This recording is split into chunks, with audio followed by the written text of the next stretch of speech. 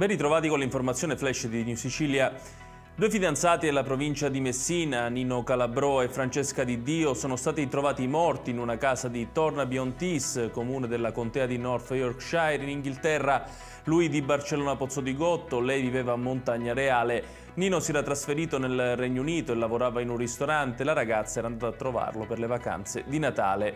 I corpi sono stati trovati dagli amici nella giornata di ieri ed erano preoccupati perché la coppia non rispondeva al telefono da diverso tempo. Secondo alcune indiscrezioni, la polizia avrebbe fermato un 21enne sospettato del delitto.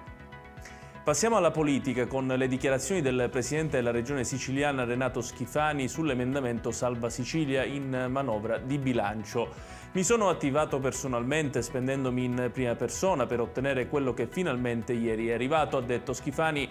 Abbiamo salvato il bilancio della regione, non chiedevamo soldi al governo nazionale, ma una norma per spalmare il debito in 10 anni. Ringrazio il ministro Giorgetti che ci è stato vicino, ha aggiunto il governatore, dopo le critiche della Corte dei Conti nel giudizio di parifica al bilancio.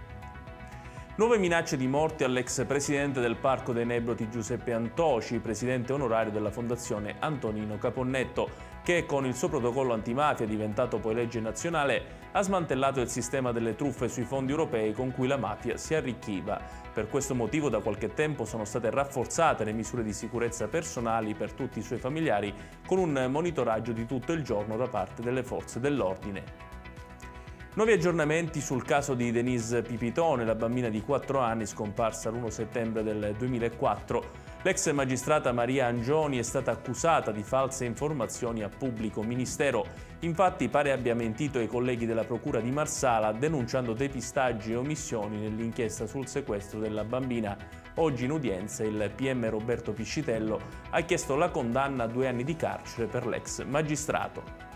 Ed è tutto per questa edizione, il prossimo appuntamento col TG Flash alle ore 20.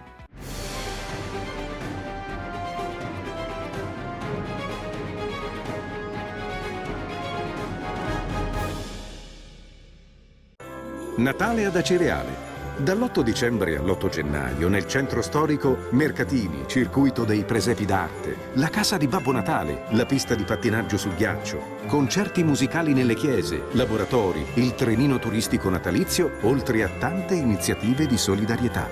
Il 24 dicembre alle ore 20 Uzzukku, tradizionale accensione. L'amministrazione comunale augura buone feste.